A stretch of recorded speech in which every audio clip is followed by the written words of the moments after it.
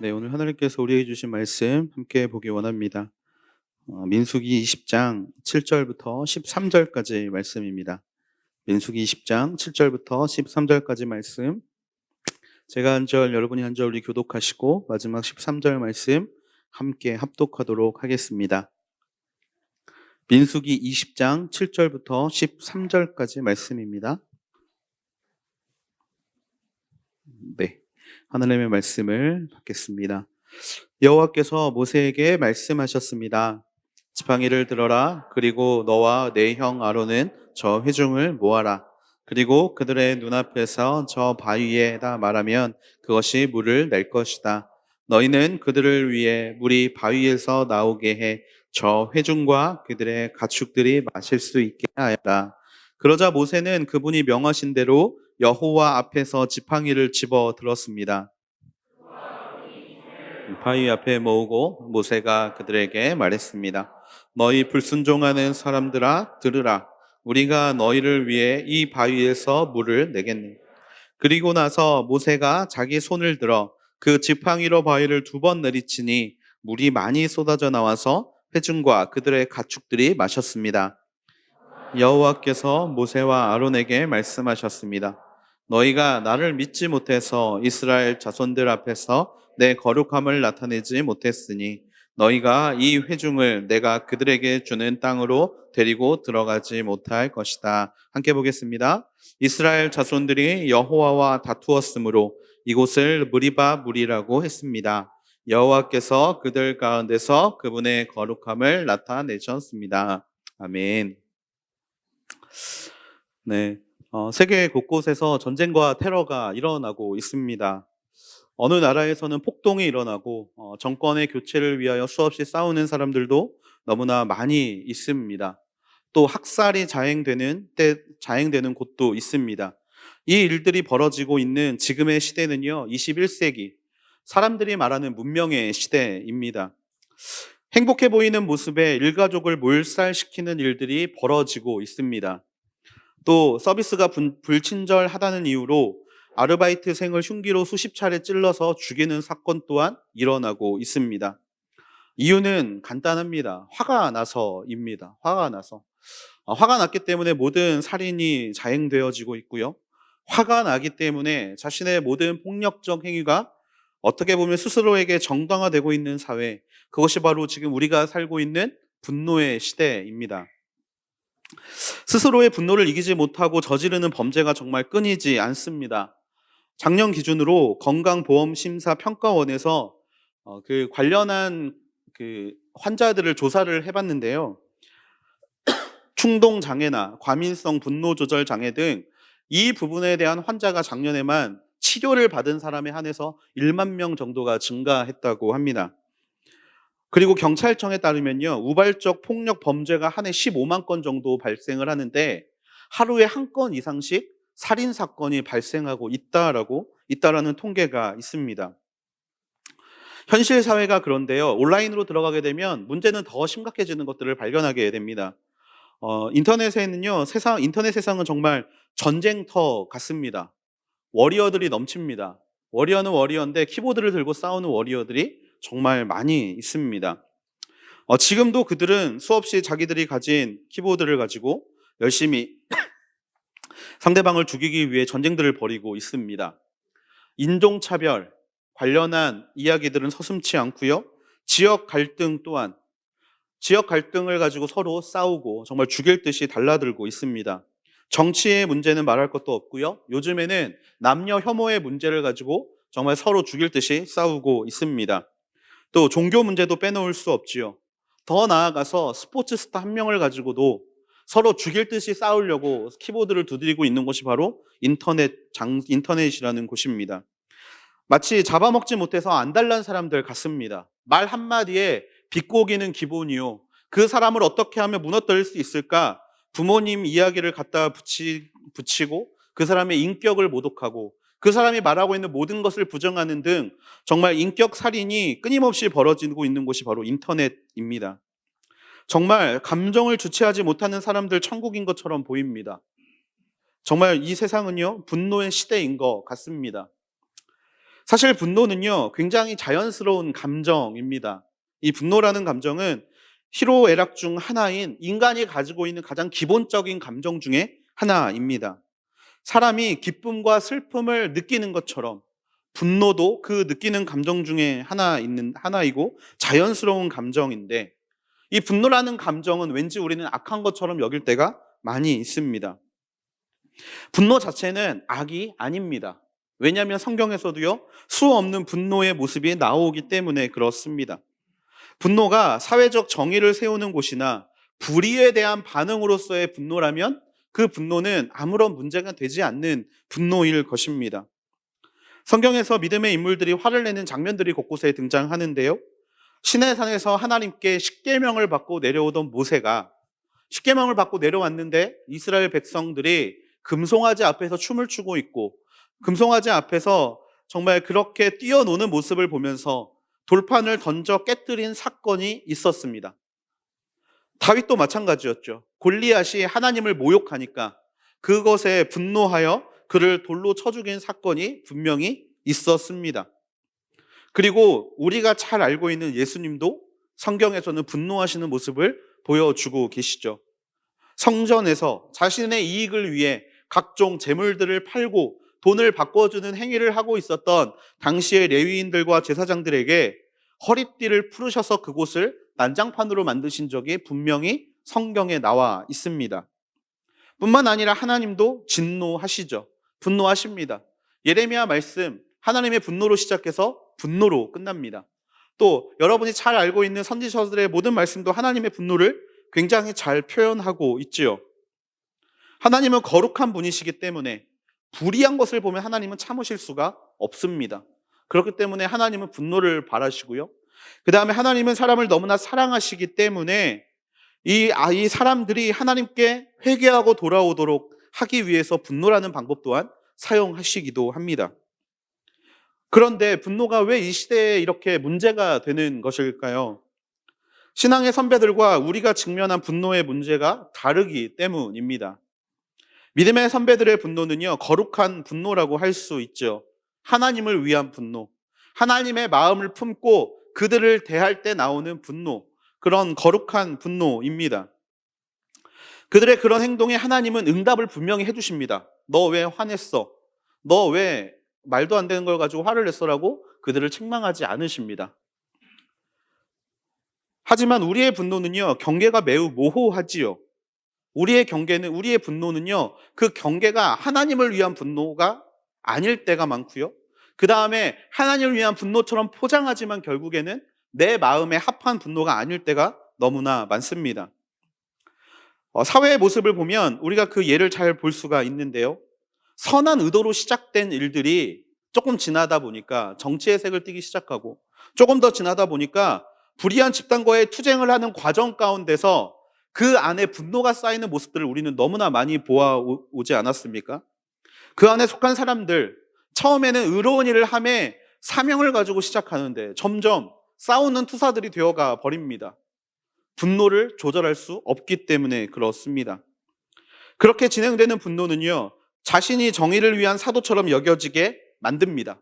내가 하고 있는 일이 무조건 옳다라고 이야기를 합니다. 그러면서 자기의 분노를 합리화시키는 일들을 보여주게 되지요. 얼마 전에 뉴스에서 그런 일들이 벌어졌습니다. 고기 무한 리필집에 채식주의자들이 들어가서 고기를 먹는 것은 안 된다라는 피켓을 들고 시위를 벌이는 일들이 있었습니다. 여러분, 사실 이것은요, 그냥 간단하게 소통이 안 되고 말이 안 통하는 문제처럼 보이지만 그 내부에 있는 분노의 문제입니다. 자신이 믿고 있는 게 정의라고 생각하니까 다른 것이 보이지가 않는 겁니다. 다른 것이 보이지 않기 때문에 거기에서 자기가 화를 낼 수 있는 방법, 1인 시위를 통하여서 자신의 모습을 보여준 행동이 된 것이죠. 분노가 정말 무서워지는 게 바로 이 대목입니다. 분노가 감정에 머무르면 괜찮습니다. 근데 이 분노가 자신의 의지와 결합할 때 이 분노는 정말 감당할 수 없을 만한 폭탄이 되어서 우리에게 돌아오게 된다라는 겁니다. 신앙에서도 마찬가지입니다. 신앙의 문제에서 이 분노라는 것이 이 신앙의 문제와 연결이 되면 스스로가 하나님이 된 것과 같은 착각에 빠지게 된다라는 것이죠. 크리스천들에게 이러한 상황, 분노가 의지와 결합이 되는 상황에는 하나님의 뜻을 제대로 판단할 수가 없습니다. 그 대표적인 게 바로 오늘 본문의 말씀인데요. 하나님의 뜻은 무엇이었는가? 이스라엘 백성들의 목마름을 해결하기 위한 것이 하나님의 뜻이었습니다. 모두가 보는 앞에서 하나님이 너희들에게 물을 줄게, 이거를 먹어 라고 이야기를 하는 게 바로 하나님의 뜻이었어요.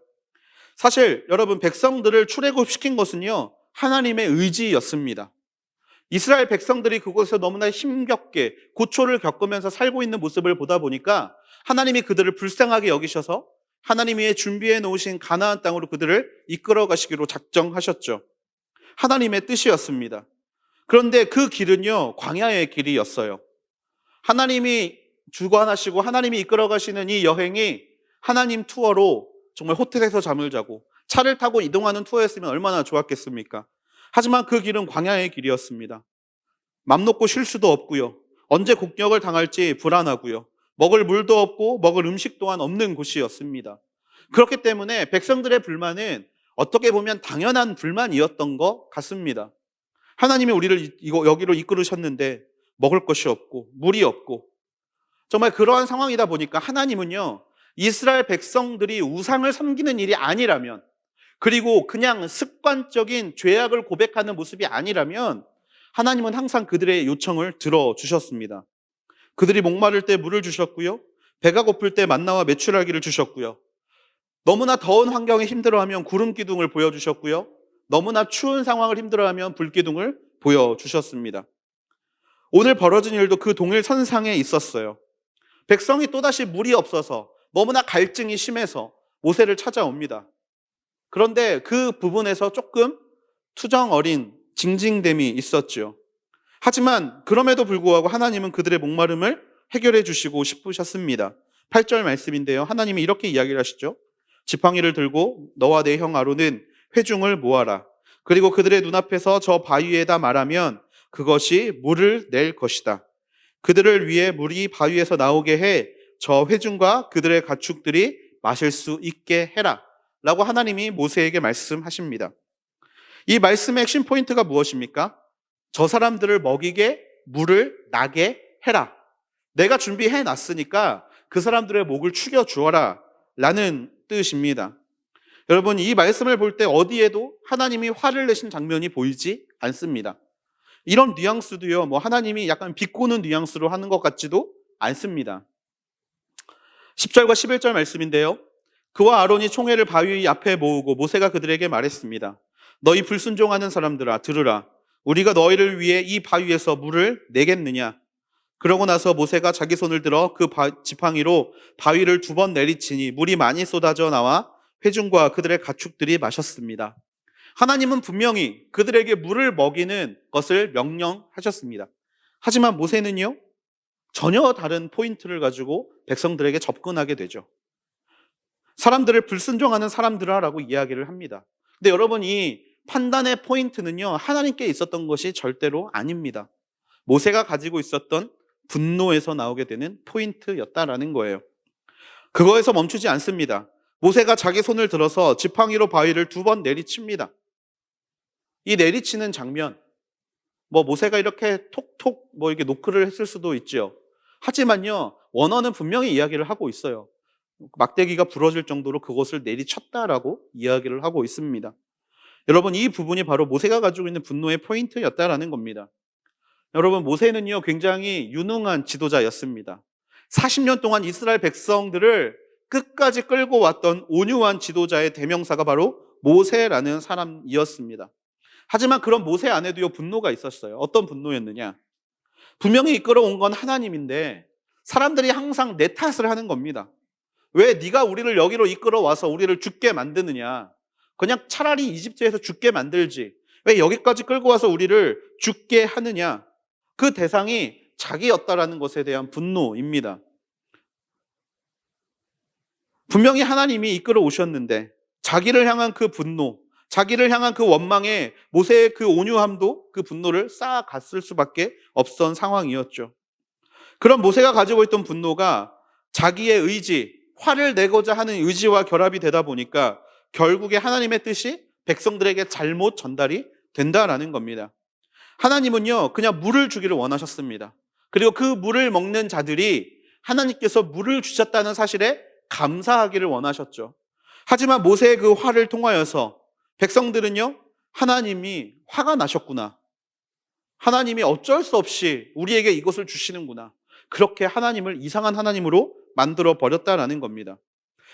이에 하나님은 이렇게 말씀하시죠. 12절 말씀인데요. 그러나 여호와께서 모세와 아론에게 말씀하셨습니다. 너희가 나를 믿지 못해 이스라엘 자손들 앞에서 내 거룩함을 나타내지 못했으니 너희가 이 회중을 내가 그들에게 주는 땅으로 데리고 들어가지 못할 것이다. 내 거룩함을 나타내지 못했다. 하나님은요, 모세의 그 분노를 통하여서 하나님의 거룩함이 나타내지 못했다라고 이야기를 하십니다. 하나님의 무한한 사랑하심과 인자하신 하나님의 성품을 모세의 분노라는 것을 통하여서 너무나 쪼잔하고 정말 너무나 화가 많으신 하나님으로 둔갑시켜 버렸다는 것에 하나님의 거룩함이 훼손되었다라고 모세에게 이야기를 하고 있다라는 거죠. 일반적으로 분노라는 것은요, 상처받은 자의 반응입니다. 타인이 나를 공격했다라고 여길 때 우리는 분노하게 됩니다. 여러분, 분식점 같은 데 가서 화를 내는 장면들 많이 보셨을 것 같아요. 저도 최근에 화를 냈던 게 떡볶이 집에서 화를 냈습니다. 화를 낸 이유는 뭐였냐면요, 제가 빨리 떡볶이를 사서 병원에 들어가야 되는데 아줌마가 분명히 제가 먼저 왔는데 다른 사람에게 떡볶이를 먼저 주시는 거예요. 그것도 한 명, 두 명이 아니라 무려 10분 동안을. 저는 옆에 저기 가서 좀 앉아있으세요. 그래서 앉아있는데 저에게 떡볶이를 주지를 않는 겁니다. 최근에 그래서 제가 아주머니에게 화를 냈습니다. 지금 뭐 하시는 겁니까? 제가 지금 10분 동안 떡볶이를 기다리고 있었는데 왜 저에게 떡볶이를 주지 않습니까? 라고 화를 냈습니다. 보통 상처받은 자의 표현이지요. 분노라는 것은요, 그렇습니다. 상처받은 자의 반응입니다. 타인의 공격 또는 정말 내가 타인에게 상처를 받았다라고 여길 때 우리가 분노하게 됩니다. 그런데요, 여러분, 그 상처는요, 어떤 객관적인 것에 기인하지 않습니다. 순전히 그 상처는 뭐에 기인하게 되냐면요, 내가 어떻게 느꼈는지에 대해서 기인합니다. 창세기 4장에 보면요, 가인이 아벨을 죽이는 장면이 나오는데요, 가인이 아벨을 죽이게 되는 동기는요, 하나님이 아벨의 제사만 받으셨기 때문입니다. 히브리서 11장 4절 말씀에 보면 믿음으로 아벨은 가인보다 더 나은 제사를 하나님께 드렸고 이로써 그는 의롭다는 인정을 받았다라고 되어 있고요, 하나님께서 그의 예물에 대해 인정해 주셨다라고 이야기합니다. 하나님의 아벨의 제사를 받으신 이유, 아벨이 믿음으로 제사를 드렸기 때문에. 자기가 믿음으로 제사를 드리지 않았다는 사실을 가인은 전혀 고려하지 않습니다. 그냥 자신이 상처를 받았다라고만 생각합니다. 하나님께 상처받은 최초의 인물, 바로 가인입니다. 하나님이 내 예배를 받지 않으셨어. 사실 자신의 행동 때문인데 아무도 자신의 행동 때문이라고 이야기를 하지 않지요. 분노의 원인들은 여러 가지가 있습니다. 상처가 원인이 될 수 있어요. 항상 무시당하는 사람들이 무시하는 것 같은 뉘앙스를 말할 때 분노가 폭발하기도 합니다. 또 욕구가 좌절될 때 분노를 가져올 수도 있습니다. 이루고자 하는 게 있는데 그것이 이루어지지 않을 때 우리의 분노가 다른 곳을 향하는 모습이 있지요. 또 우리가 가지고 있는 교만이 분노의 원인들이 될 수도 있습니다. 아니, 왜 내 생각을 받아들이지 않지? 이게 제일 좋은 건데 라고 생각하면서 우리는 분노하기도 하죠. 이러한 상처들이 우리를 분노하게 합니다. 그런데요, 여러분, 이 분노들을 우리가 발산할 때는 우리가 한 가지를 더 생각해 보아야 한다는 겁니다. 바로 모세처럼 우리의 분노 때문에 하나님의 거룩함이 훼손될 수 있다는 것을 우리는 기억해야 합니다. 사실 이러한 상처나 어떤 이런 욕구가 좌절될 때나 또 이러한 어떤 우리의 교만 때문에 우리의 화가 나는 상황, 이러한 상황에서 하나님을 생각하기는 쉽지 않습니다. 하지만 그렇기 때문에 우리가 더욱더 그 분노를 조절할 필요가 있다라는 거예요. 이것이 믿는 자들이 가장 조심해야 될 부분 중에 하나입니다. 분노를 피해야 하는 이유는 하나님 때문만은 아닙니다. 분노를 피하는 것이 우리에게도 좋기 때문입니다. 분노는 마치 폭탄과 같습니다.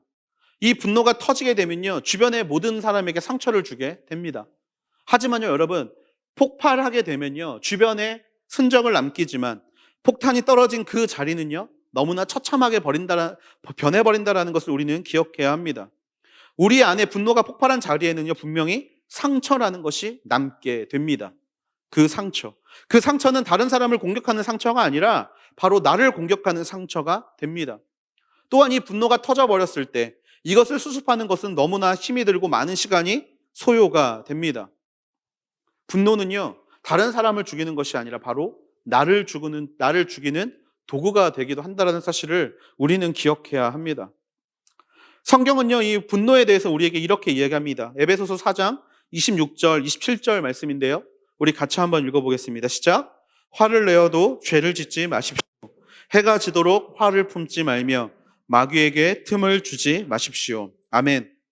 분노할 수 있습니다. 하지만 그 분노를 가지고 하나님께 죄를 짓지 말라라고 이야기를 합니다. 무슨 말입니까? 앞에서 말씀드린 우리의 분노 때문에 하나님의 거룩성을 훼손시키지 말라라는 이야기입니다.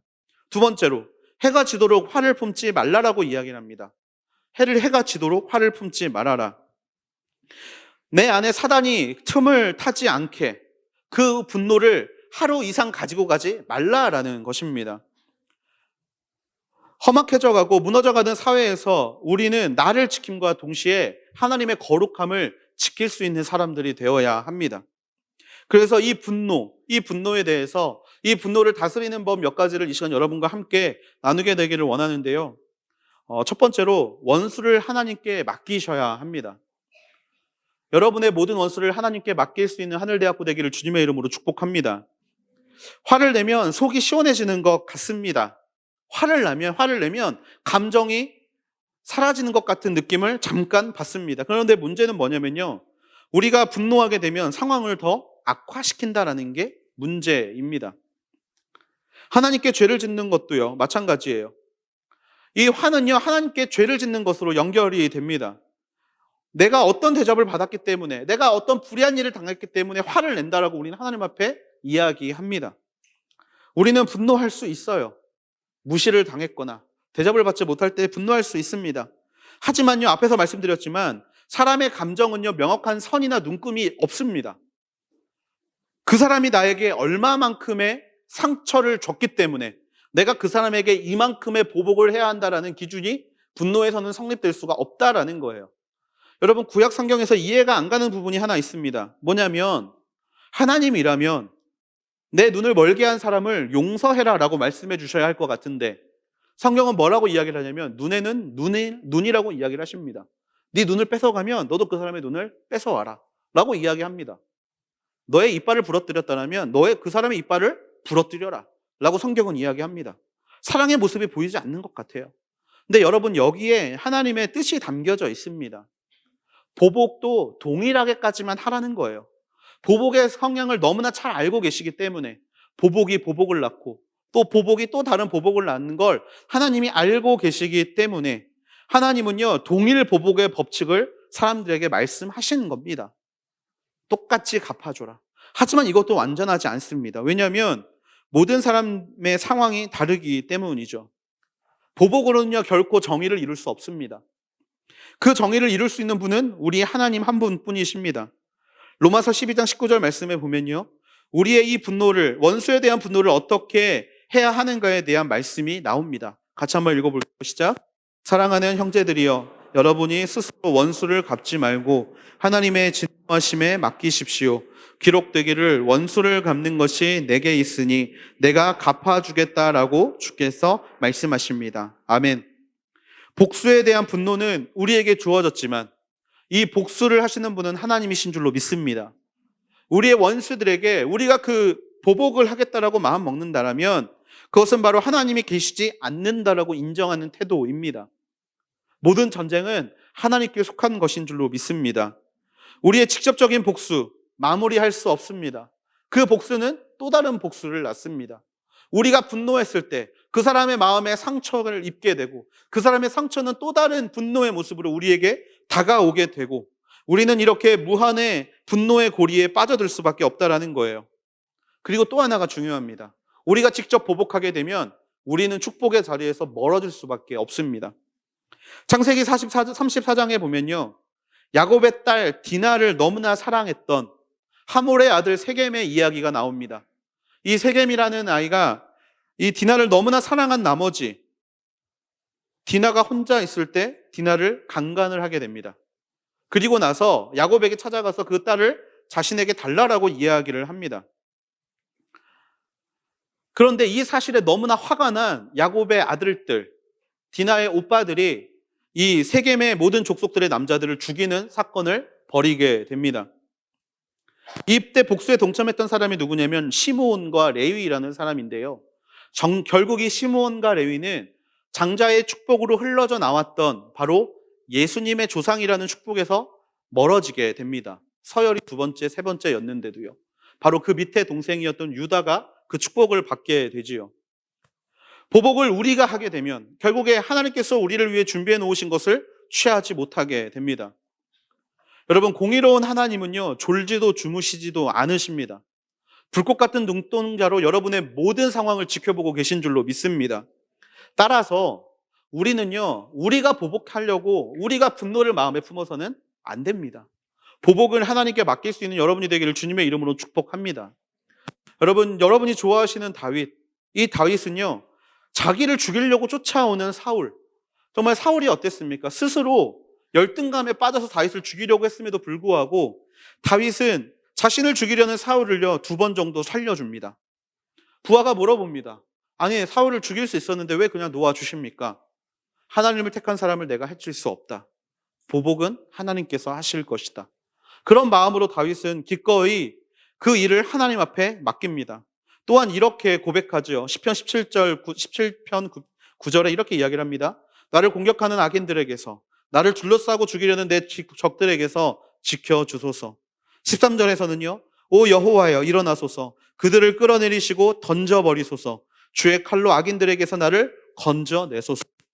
다윗은 이 상황을 내가 이겨나가게 해달라고, 내가 이 상황을 마무리할 수 있게 해달라고 하나님 앞에 기도하지 않습니다. 하나님께 모든 것을 맡긴다라고 기도합니다. 여호와께 간청하기만 하지요. 자신의 무고함을 알리고 복수할 권리가 내게 있는 것이 아니라 하나님께 있음을 인정하며 나아갈 때 하나님께서 그 모든 것들을 하나님의 선하신 때에 선하신 방법으로 해결해 가신다라는 것입니다. 이 과정을 겪게 되면 아무도 상처받지 않게 된다라는 것이죠. 가장 최고의 복수의 방법 아니겠습니까? 그래서 저는 저와 여러분들이 우리들의 원수를 대할 때 마음에 상처를 주었건 어떤 물질적 피해를 주었건 나를 힘들게 했다라고 생각하는 원수들에게 복수하겠다 결단하는 인생이 되지 않게 되기를 축복합니다. 모든 것을 하나님 앞에, 하나님의 섭리 앞에 맡겨나가게 되기를 주님의 이름으로 축복합니다. 두 번째로요, 매사에 조심하기입니다. 매사에 조심하기. 분노의 근원에는 중요한 것이 감정이라고 말씀드렸습니다. 분노는요, 객관적 지표라는 게 없기 때문에 감정에 따라 분노를 하게 되어 있습니다. 그렇기 때문에 우리는요, 혼자 살아가는 것이 아니라면 매사에 조심하는 태도를 가져야 합니다. 특별히 우리의 행동과 말을 조심해야 합니다. 우리의 말로 누군가는 상처를 입고 우리의 말로 누구의 마음에는 분노의 씨앗이 자라날 수 있기 때문에 그렇습니다. 마태복음 5장 22절 말씀인데요. 같이 한번 읽어보겠습니다. 시작. 그러나 나는 너희에게 말한다. 형제에게 분노하는 사람도 심판을 받게 될 것이다. 또 형제에게 라가라고 하는 사람도 공회에서 신문을 당할 것이다. 그리고 너는 바보다 하는 사람은 누구든지 지옥불 속에 떨어질 것이다. 아멘. 하나님은요, 우리에게 두 가지를 원하십니다. 분노하기를 원치 않으십니다. 그리고 또 하나, 분노의 씨앗을 뿌리기를 원치 않으십니다. 형제에게 라가라고 저주하라고도 하지 않으시고요. 심지어 형제에게 바보라고 이야기해서도 안 된다라는 겁니다. 이 바보라는 말, 여러분 지금 우리의 욕설의 수준에 비하면 굉장히 애교 섞인 말처럼 보일지 모르겠습니다. 옆 사람에게 우리 자주 쓰는 말이잖아요. 야, 이 바보야. 그렇죠? 근데 하나님은요, 분명히 말씀하셨어요. 그런 말 하나하나 조심하라라는 것입니다. 누군가에겐 그게 상처가 될 수 있고 분노의 씨앗이 될 수 있기 때문입니다. 그래서 저는 저와 여러분이 말과 행동에 배려가 넘치게 되기를 주님의 이름으로 축복합니다. 사실 요즘의 문화는요, 욕을 하는 문화입니다. 정말 깜짝 놀랐던 게 아이를 데리고 놀이터에서 잠깐 앉아 있을 때에도 수많은 욕설들이 들립니다. 초등학교 때부터 왜 그렇게 자손들을 찾는지 모르겠습니다. 정말 수많은 욕설들이 너무나 난무하고 있는 시대 가운데 우리는 그것을 문화라고 이야기를 합니다. 하지만 저와 여러분들은 비난하고 정죄하는 일에 동참하지 않게 되기를 축복합니다. 말로 상처 주지 않게 되기를 축복합니다. 형제에게 바보라고 이야기를 하지 마시고 에이 사랑하는 사람아라고 축복해 줄 수 있는 저와 여러분이 되기를 주님의 이름으로 축복합니다. 그리고 마지막 세 번째인데요. 세 번째는요, 서로를 용서하기입니다. 용서하기. 여러분, 사도행전에 스데반 집사가 나옵니다. 이 스데반 집사는요, 사람들에게 돌을 맞아 죽게 됩니다. 그런데 사람들에게 돌을 맞아 죽어가고 있는데 스데반의 마지막 말이 그리스도인들의 마음을 울립니다. 뭐라고 이야기를 하냐면, 하나님, 저들의 죄를 용서하여 주옵소서. 사실 스데반이 죽을 때 자신들에게 돌을 던지는 사람들에게 이렇게 이야기할 수 있었을 겁니다. 도대체 내가 너희들에게 무엇을 했기에 너희가 나를 돌로 이렇게 죽이려고 하느냐. 그 사람들을 원망할 수 있었을 것입니다. 사실 스데반이 피해자입니다. 가해자는 그를 돌로 치고 있는 사람들이고요. 그런데 오히려 스데반은요, 하나님께 가해자를 용서해달라고 기도하고 있다는 겁니다. 왜? 그것이 분노가 되지 않기 위함입니다. 분노를 제거하는 가장 근본적인 방법이 여기에 있는 겁니다. 여러분, 분노를 참기는 쉽습니다. 제가 이 자리에서 여러분에게 분노를 참을 수 있는 세 가지의 방법 말씀드릴 수 있습니다. 속으로 10가지 세기, 주기도문 외우기, 잠깐 눈 감고 기도하기. 실제로 해보십시오. 분노가 사라지는 것을 느낍니다. 하나님이, 네, 하나님, 나는 하나님을 믿는 사람이지. 그리고 저에게만 통용되는 방법, 목사 이름표 차고 다니기. 그러면 화를 못 내지 않습니까? 여러분, 화를 참는 방법은 굉장히 많습니다. 그런데요, 화를 참으면요, 결국에는요, 화병이 나게 됩니다. 화병이 나게 돼요. 그리고 화를 참는 사람들은요, 언젠간 그것이 터지게 되어 있습니다. 주변에 참을성이 많은 사람들이 있습니다. 선한 사람들이 있어요. 선하기 때문에 그 사람이 당하는 어떤 어려움이나 그런 거를 대하는 모습을 볼 때, 그래, 저 사람은 참 선하다 하는 사람도 가끔 화가 폭발할 때가 있습니다. 왜 그렇습니까? 쌓였기 때문이에요. 쌓였기 때문에. 화는 참으면 화병이 됩니다. 나도 모르는 사이에 폭발하기도 합니다. 그래서 가장 확실한 방법이 있습니다. 뭐냐면 분노의 근원을 없애는 일입니다. 그것이 무엇이다? 용서라는 겁니다. 용서는요, 우리로 하여금 상처에서 벗어나게 해줍니다. 상처가 없어지니까 분노할 일도 없게 만든다라는 거예요. 여러분, 야곱이라는 인물 잘 알고 계시지 않습니까? 야곱이 무슨 짓을 했습니까? 형에게 가야 될 축복의 권세를 뺏었습니다. 형을 속여서. 그 일에 에서가 얼마나 분노했습니까? 동생을 죽이려고 동생을 쫓아갔습니다. 그렇게 14년 동안 도피 생활을 했어요. 14년 뒤에 삼촌 라반의 집에서 도망쳐서 돌아오는 야곱. 그 야곱을 바라볼 때 에서의 마음이 어땠겠습니까? 야곱이 오고 있습니다라는 소식을 들었을 때, 그래, 때가 됐다. 죽여버려야겠다. 쟤를 만나면 제가 가지고 있는 모든 것을 빼앗아서 가족까지도 내가 싹 죽여버려야겠다 라고 에서가 생각했다라면 오늘의 말씀은 아마 나오지 않았을 겁니다. 하지만요, 도망쳐 돌아오는 야곱을 맞을 때 에서는 완전히 달라진 모습을 보여주게 됩니다. 야곱은 두려웠어요. 형이 자기를 죽일까 봐. 그래서 종들에게 가축을 먼저 보냅니다. 선물로 마음을 누그러뜨리기 위해서. 그리고 가족들을 먼저 보냅니다. 혹여나 가족들을 보면서 자신을 불쌍하게 여겨줄까 하여. 그 다음에 마지막으로 자신이 형 앞에 나아갑니다. 그런데 재미있는 것은요, 여기서 에서는요, 야곱을 죽이려 하거나 야곱을 위협하지 않는다라는 겁니다. 에서가 야곱에게 어떻게 합니까? 야곱을 보는 순간 에서는요, 야곱을 맞아줍니다. 껴안아줍니다. 그리고 볼에 입을 맞춰줍니다. 이곳에서 나와 함께 살자라고 이야기를 합니다. 복수가 아닌 용서, 그것을 야곱에게 보여주죠. 그랬더니 야곱이 바라보게 되는 장면이 있습니다. 창세기 33장 10절 말씀인데요. 같이 한번 읽어볼게요. 시작. 야곱이 말했습니다. 아닙니다. 제가 형님의 은총을 입었다면 제가 드리는 이 선물을 받아 주십시오. 저를 반갑게 맞아주시는 형님을 보니 마치 하나님의 얼굴을 보는 것 같습니다. 아멘. 용서는요, 결국 분노에 매인 나를 놓아줍니다. 그리고 나의 모습을 통하여서 다른 이에게 하나님의 얼굴을 보여줍니다. 용서의 삶이야말로 하나님이 말씀하신 그 두 가지를 바로 지키는 삶이 된다라는 거예요. 하나님을 사랑하는 마음, 용서의 마음을 가지고 이웃을 내 몸과 같이 사랑하는 마음, 이웃 나를 내 잘못은 너무나 잘 용서하는 나의 모습을 가지고 이웃의 잘못 또한 용서해 줄 수도 있는 마음, 바로 그 모습을 하나님께서는 저와 여러분들에게 말씀하고 계시다라는 겁니다. 누가복음 17장에 보면요, 예수님은 제자들에게 제자도를 말씀하시는데 그 핵심이 바로 용서임을 기억하십시오. 상대방을 용서하면 그가 하나님 앞에 돌아오는 길이 평탄하게 되지만, 상대방을 용서하지 않는 모습을 너희가 보인다라면 그들이 하나님 앞에 돌아오는 길에 걸림돌이 될 것이다. 예수님은 그렇게 제자들에게 용서를 말씀하셨습니다. 물론 이 용서는요, 내 의지로 하는 게 아닙니다. 용서의 핵심은요, 내가 용서할 만한 마음이 있기 때문에 하는 것이 아니라 나를 아무 조건 없이 용서하셨던 하나님을 내가 믿기 때문에, 받은 은혜가 너무 크기 때문에 그 은혜를 다시금 다른 이들에게 돌려주는 것이 용서의 핵심입니다. 이런 용서의 삶을 타인에게 보여주며 나의 묶임을 놓을 수 있는 저와 여러분이 되기를 주님의 이름으로 축복합니다. 용서함으로 결국에 모든 자들에게 하나님을 보여줄 수 있는 자들이 되기를 주님의 이름으로 축복합니다. 용서야말로 하나님이 우리에게 주신 분노를 억제할 수 있는, 분노를 없앨 수 있는 가장 최고의 방법인 줄로 믿습니다. 말씀을 마무리하려고 합니다.